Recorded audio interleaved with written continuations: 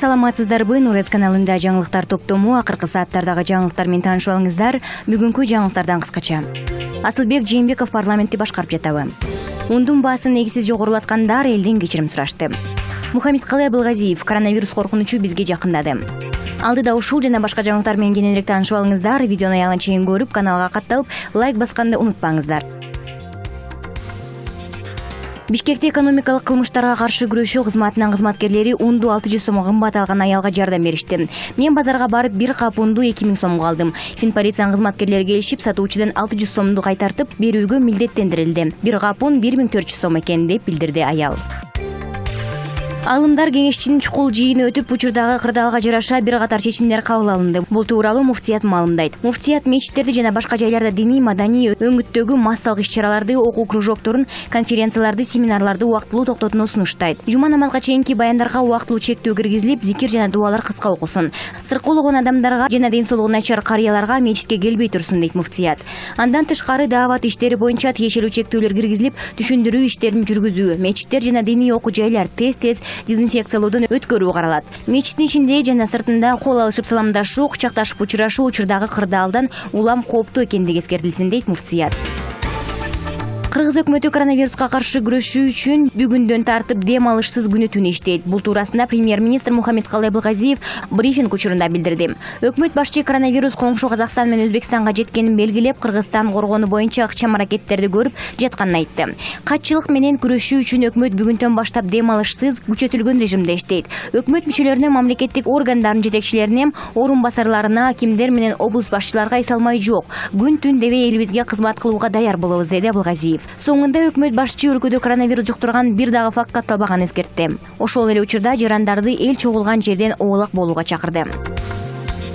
Казакстанда коронавирус илдетине чалдыккандардын саны 8ге жетти. Алардын арасында жаш бала бар. Бул тууралуу Казакстандын маалыматтык каражаттары 15 мартта жазып чыкты. Саламаттыкты сактоо министрлигинин расмий өкүлү Диас Ахмедшариптин айтымында, ооругандардын арасында 2008-жылы туулган өспүрүм кыз бар. Ал Германиядан келген, коронавируска анализ тапшырып, жыйынтыгында илдет табылган. Ошентип Казакстанда коронавирус илдетине чалдыккандардын саны 9га жетти. Алматы шаарында 7, Нур Султанда 2. Казакстандын президенти Касым-Жомарт Токаев коронавирустун жайылышына каршы күрөшүү үчүн өзгөчө кырдаал жарыялады.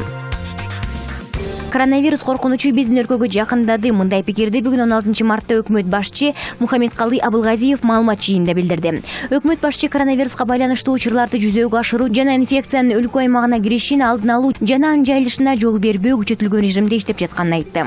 Баарыңыздарга маалым болгондой, Казакстанда жана Өзбекстанда коронавирус жуктуруу фактылары катталды.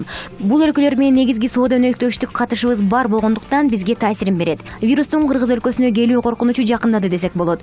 Ошого байланыштуу чараларды күчөттүк. Текшерүү процесстери күчөдү, дейт өкмөт башчы.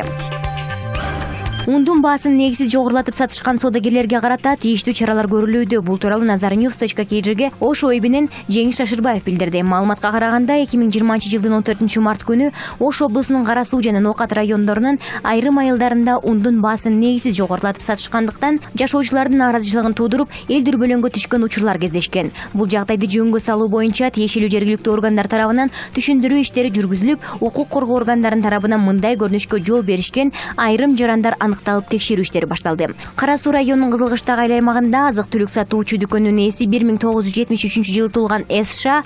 2020-жылдын 14 март күнү 19:30 чамасында компаниясына сакталып турган 400 кап унду алып келип, биринчи сорттогу ундун мүшөгүн 1600 сомдон, ал эми жогорку сорттогу ундун мүшөгүн 2000 сомдон саткан. Ошол эле айылдын тургуну 1966-жылкы 100 кап биринчи сорттогу ундун мүшөгүн 1650дөн саткан. Ноокат районунун Зулпуев айыл аймагынын жашоочусу 1990-жылкы туулган СР 2020-жылдын 14 март күнү саат 19:30 чамасында 100 каптан ашуун ундун мүшөгүн 1680 сомдон саткан. Ноокат районунун Ноокат шаарынын тургуну 1968-жылы туулган К.И. ушул эле күнү 200 каптан ашуун биринчи сорттогу ундун мүшөгүн 1650 сомдон саткан. Жогоруда аталган жарандардын текшерген учурунда сатылган ундарга тийиштүү эч кандай документтерин көрсөтө алышкан эмес. Ошондой эле ун сатылган дүкөндөрдө көзөмөл кассалык машиналарды колдонуусуз акчалай эсептешүүлөрдү жүзөгө ашырган. Бул жагдайлар Кара Суу жана Ноокат райондук ички иштер бөлүмдөрүнүн маалыматтарынын электрондук журналында катталып, текшерүү иштери жүргүзүлүүдө. Кыргыз Республикасынын президенти Сооронбай Жээнбеков кол койгон буйрукка ылайык Анарбек Калматов президентке караштуу ырайым кылуу маселелери боюнча комиссиянын жооптуу катчысы болуп тайындалды. Бул тууралуу бүгүн 16 мартта президенттик аппараттын басма сөз кызматы маалымат таратты. Буга чейин аталган кызмат Кырыккелди Кадырбаев аркалап келген. Экс-атамекенчи Алманбек Шыкмаматов журналист Майраш Базаркулованын YouTube каналына берген маегин дагы бир тексттик үзүндү жарыялайбыз. Президенттин инеси депутат Асылбек Жээнбековдун бийликке таасири тууралуу уудуу сөз көп. Сиздин оюңуз кандай? Азыр Асылбек Жээнбеков бара турган бирден бир кызмат бул парламент. Мисалы аткаруу бийлигине бара албайт. Бизнес кыла албайт. Бизнес кылып көрсүнчү, эмне дейт экен эл журт? Элчи боло албайт, анан бошто жүрө албайт. Азыр эми 50 жашта. Бизнес кылгандан көрө ал киши жакшысы парламентте отурсун. Парламентте отурса, баскан турганын көзөмөлдөп карап, бир жерине кылт этсе эле журналисттер жазып турат. Парламент отурса, депутаттар анын көзүн карап калбайбы? Депутаттардын көзүн караткысы келсе, ал сырттан эле телефон чалып эле каратып коет. Жанагы Асылбек парламентте жүрүп, депутаттар анын көзүн карап жатат деген болбогон сөз. Икрам эмне парламентте белем? Икрам парламентте депутат болбой эле сырттан депутаттарды калчылдатып койчу эмес белем. Асылбек болбосо калчылдатып койчулар андан башка деле толтурам. Анан Асылбек парламентте болуп башкарып жатат деген бул жөн эле бир уудуу кеп. Тескерисинче Асылбек спикер кезинде кенен кыйкырып, столду бир муштап эркин жүрчү. Агасы президент болгондон кийин мурункудай эркин жүрө албай калды. Була kırgıztoday.kg. Кыргыз-казак жана кыргыз-өзбек чек арасындагы бекеттер кадимки режимде иштөөдө. Бул тууралуу мамлекеттик чек ара кызматынан кабарлашты. Маалыматка караганда, ушул тапта чек аралардагы өткөрүү бекеттери кадимки режимде иштеп жатат. Өткөрүү пункттарынын мындан аркы иши боюнча сүйлөшүүлөрдү эки өлкөнүн тышкы иштер министрликтери жүргүзөт деп айтылат маалыматта. Белгилей кетсек, Казакстан менен Өзбекстан жарандарынан өпкөнү сездеткен жаңы вирус аныкталгандан кийин Өзбекстан чек арасын жабып, авиакаттамдарды токтотконун билдирсе, Казакстан өзгөчө кырдаал жарыялаганын маалымдаган. Эске сала кетсек, Кытайдан тараган коронавирус учурда бүт дүйнөнү кооптондуруп, пандемияга айланган чагы. Ага Италия баш болгон Европа өлкөлөрү көбүрөөк кабылды. Ал эми Казакстанда бир нече күндө коронавирус жуктуруп алгандардын саны 9 адамга жетти. Кыргызстан бийлиги осы учурда вирус жуктуруп алган учур каттала электерин билдирди. Булак Nazarnews.kg. Ишкер Урмат Барактабасов Балыкчы шаарындагы пансионаттын коронавирустан жабыркагандарга ооруканага тарыз колдонууга сунуштады.